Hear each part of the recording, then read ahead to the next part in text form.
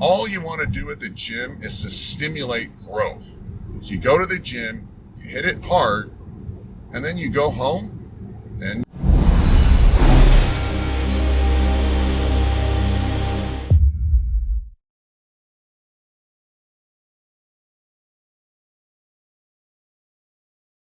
everyone, it's Dr. Sam Robbins. Today I'm going to the gym. It's chest and back day.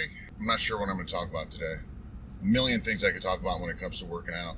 Again, leave your questions and comments below, please. What you want to talk about, what you want to cover, what you're curious about, what you're confused about. To this day, I'm still extremely passionate when it comes to working out and seeing the best way I can make a change in my body. It's sometimes it's a little bit silly because I'm like, probably not going to make any more changes at this point. I've hit my genetic limit. I'm obviously about 50, so I'm not going to keep, the hormones really aren't as optimal as they should be anymore, and I'm not taking roids or anything. But anyhow, it's still something I love doing because you want to have progress when you're going. One of the things in life that brings us happiness is progress. Without progress, you're never going to be, sorry, all these little bumps in the road. You're never going to be happy. Progress is the key. When I was working out in the old days, the progress was me getting stronger, right? And then bigger and more muscular. I was taking measurements all the time and things like that, seeing if I'm growing. And of course, you expect to grow in just 1 month. Man, I'm going to gain 5 or 10 pounds. It just never happens. Then after a while, maybe you do gain some weight and you achieve that one goal. And then you see progress. Then you're like, man, I'm starting to get fat. So then you start to diet and try to lose some of the fat while you preserve muscle. And that's your next set of progress, right? So you're always progressing towards a goal. That's nothing in life brings happiness if you're not progressing. If you're going back in time, if you're regressing, it's not fun. And I think that's why I don't find going to the gym as fun as it used to be, because it's not like I'm getting bigger and stronger and leaner and all that stuff anymore. You hit a limit after 30 plus years of working out. But nevertheless, it's fun to see what you can maybe potentially change, slight improvements here and there. But again, having a goal and progressing towards it at least gives me a reason to go to the gym. Today, as I said, it's chest and back. I think one thing I want to talk about today is how many days. Well, let's talk about how many sets I should do. But one thing before I do that, how many times a week should you work out? I noticed the day after I take a day off. Like yesterday, I took a day off. And I am always tired the next day. So I worked out, today's Sunday at the time of this recording. I worked out Friday, and then Saturday, I'm amped, right? Because I'm still from the high from yesterday's workout. And then as my cortisol levels drop back down and my body's nervous system goes back down and so forth, today I was mellow, right? So after a workout, you're pumped. So I've always felt that the ideal way to work out is 2 days in a row, then a day off. 2 days in a row, taking a day off. I think after sorry for the police is coming by. There we go. I think after 2 days of working out in a row, that third day I start to feel a little bit tired, right? If I take 1 day off, and then if I take 2 days off and work out 1 day, which is really hard to do, which I used to do when I was trying to gain weight, I notice I'm just exhausted after a couple of days. This is the benefit of working out. It's good. So maybe on your off days, you still do something to keep your nervous system elevated, but something low key. Again, cardio is good. Maybe you do abs and calves at home, or forearms or something else. But anyhow, so today I wasn't feeling as amped. So I took 2 body brain energies this morning, and that really just made me focus and got some work done. Again, links always below in the description area for all the stuff I talk about in different aspects of gaining muscle. So how many sets should you do a week? Dorian said he only did 3 or 4 sets. Dorian Yates. And then you hear someone like Jay Cutler doing 20 sets a week, right? You see someone like Milos Start doing like 1,000,000 sets a week. Arnold used to do 6 days a week, 20 sets, each body part times 3. So he would do chest, 20 sets, 3 times a week, Monday, Wednesday, Friday. He would double split it. So he was doing 60 sets a week. I guarantee you it's too much, because when I see him work out now at the gym, I mean, not now in COVID, but a few months back, he would only do like maybe 15 sets max, one time a week, like, one body part a week. Granted, he doesn't have that goal that he did when he was younger, 50 years younger. So how many sets a week? I think the minimum should be around 10 to 20 sets a week. Now, it's a huge change, 10 to 20. The amount of sets you do is, and now when I say 10 to 20, it's 10 to 20 total sets a week. So, for example, you can do 10 sets twice a week, right? Or you do 20 sets once a week. That's the max, guys, max. And if you are doing 20 sets a week, some of it are warm-ups and you're not going to failure, okay? The harder, the more intense you do, the closer to failure, the more beyond failure you do, the less sets you do. So Dorian went above and beyond, worked his ass off. And he said, I only did 3 sets, but he did like 3 warm-up sets. Then he counted that 1 set. So please understand, when Dorian says I did, for example, only 3 main sets, if he did 3 exercises, he did at least 2 or 3 warm-ups to get there, right? So maybe it's a total of 8 to 10 sets. And those are really intense sets. If he's going to bench press 400 pounds, for example, I'm just making this up, I'm sure he bench press even more. He's not going to go right to 400 pounds. He might do 135, 225, 315. And then the subsequent sets, when he's already warmed up, he might just do 1 warm-up set and then go to failure. But please understand, Dorian has also torn almost every single muscle in his body. And he's got pain everywhere. So I guarantee you, and he said it in the past, that he would have done a little bit more warming up, more stretching and all that stuff.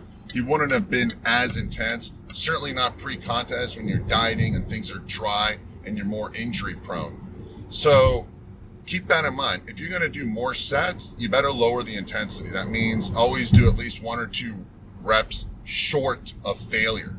So keep that in mind. Also, the other thing is genetics. So when a guy does 20 sets a week, for example, and I said 20 sets maximum, because you're young, you've got good genes, you're sleeping a lot, doing that. That's the maximum I would do. I would never do 20 sets a week. But genetics is a huge, huge factor.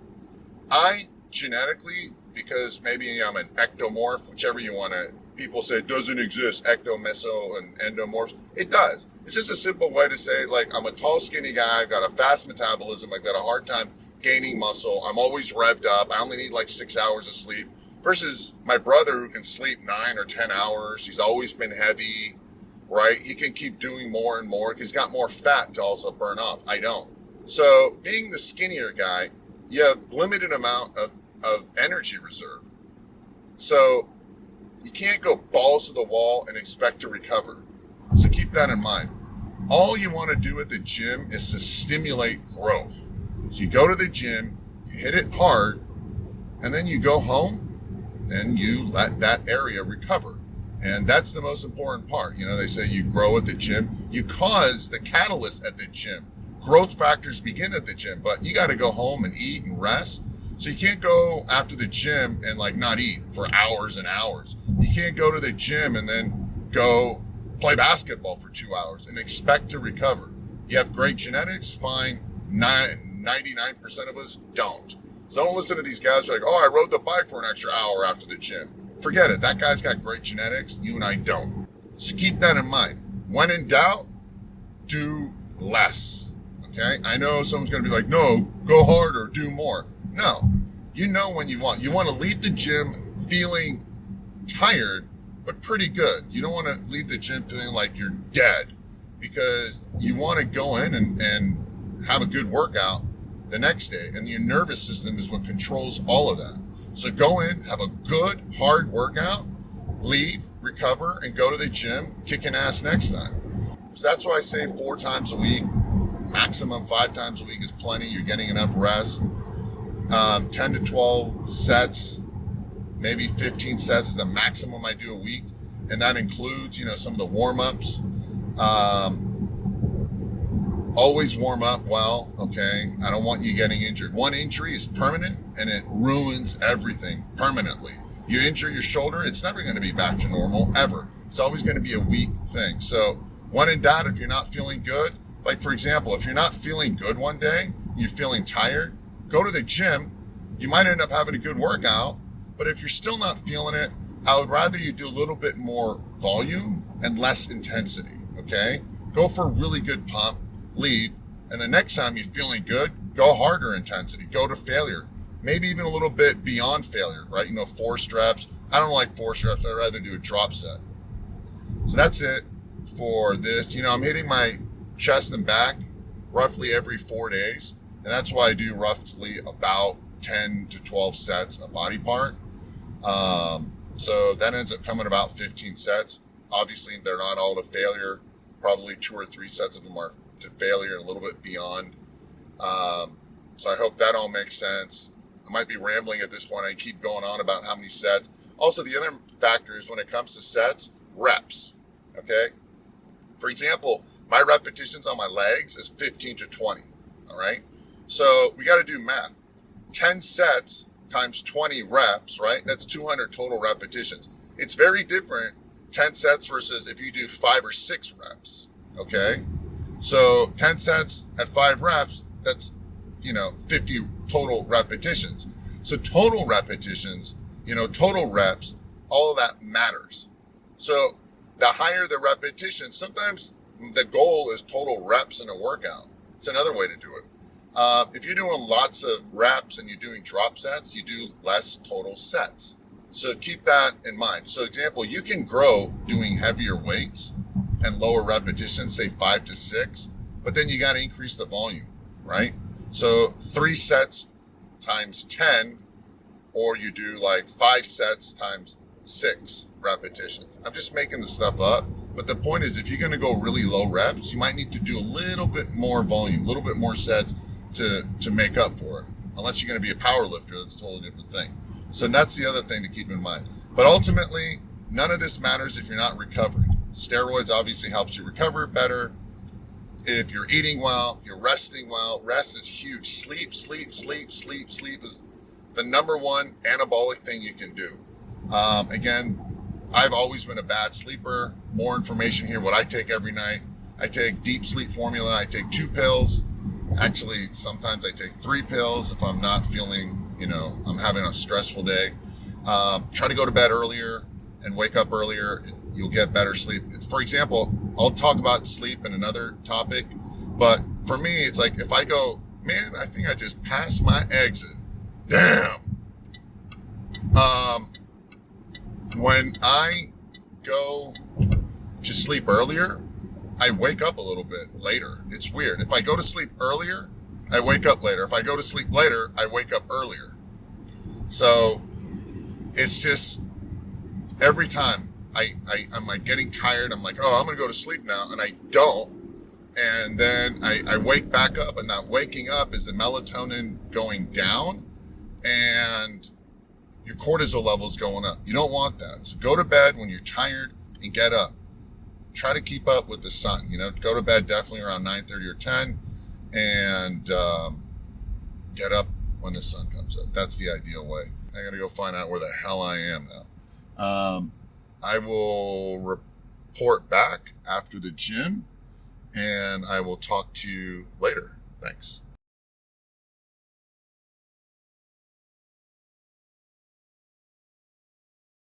Hey guys, it's Dr. Sam, done with the workout. Sorry there's going to be sun in the eyes.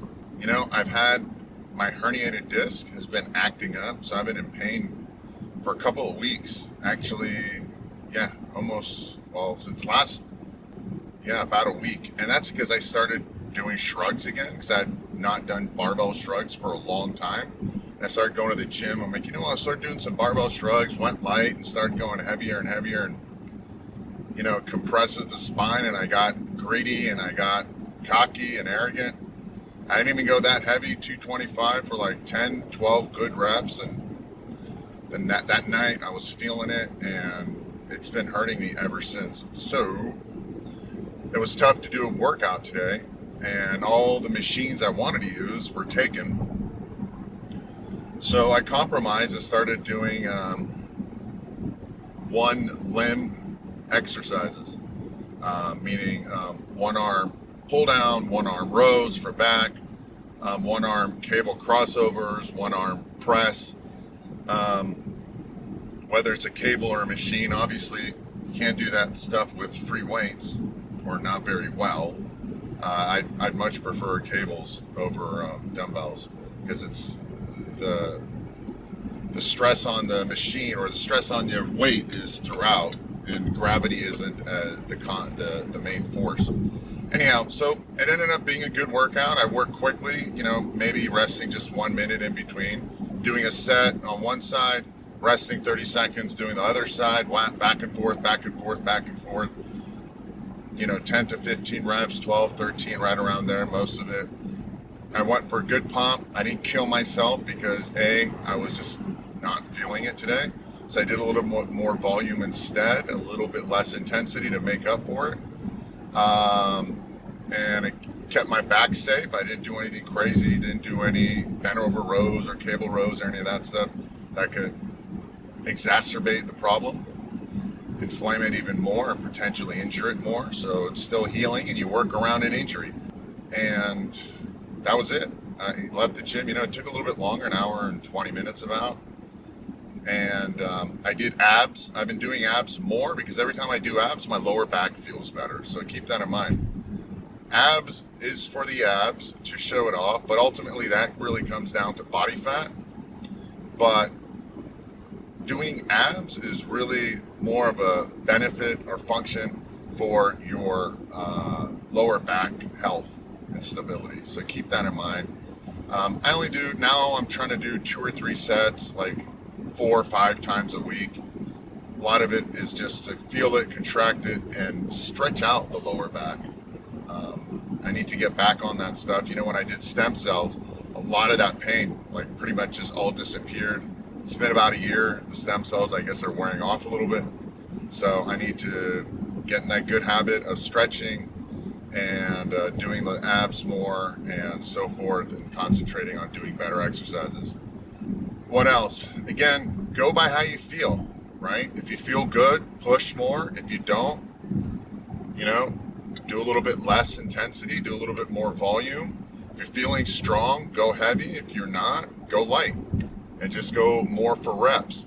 It doesn't matter. What matters is you're consistent. You go to the gym, you work out, you have high days, low days, good workouts, not so good workouts, occasional bad workouts. The secret is to keep going, stay consistent, stay injury free, feel the muscle at all times, contract it.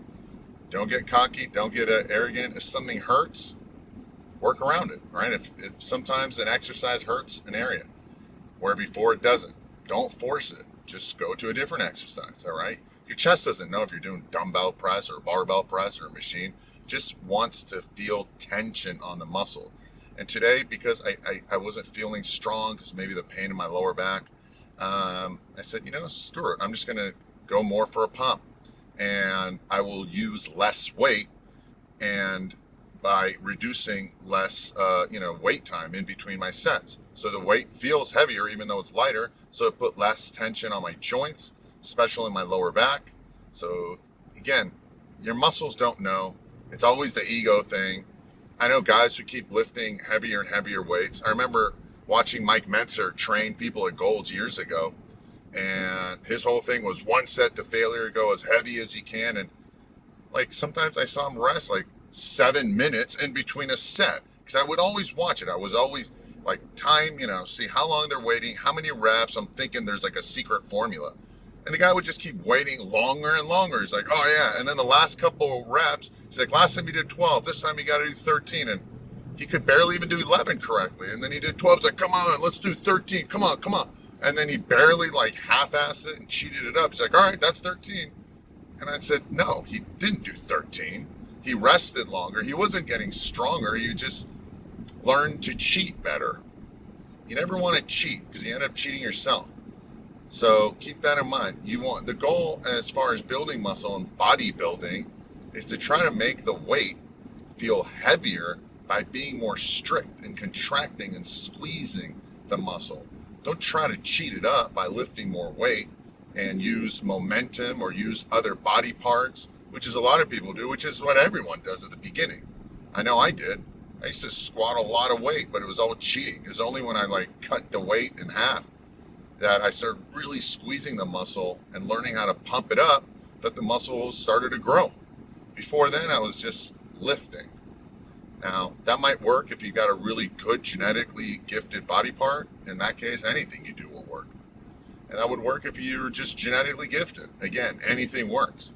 But the rest of us who aren't genetically gifted, you have to be very strict, squeeze, contract, go for a good pump, that mind to muscle link. Do only exercises that you feel. If you don't feel something, don't do it. If you're 6'4", trust me, doing squats is not going to build you the same quads and legs that a 5'6" guy is, especially if the 6'4", 6'3" guy like me who's got long legs. Asian people are typically shorter. They have shorter legs too, longer torsos. When they squat, it's perfect, man. And they've got great quads, and it's like stick straight up. They've got perfect form because they can.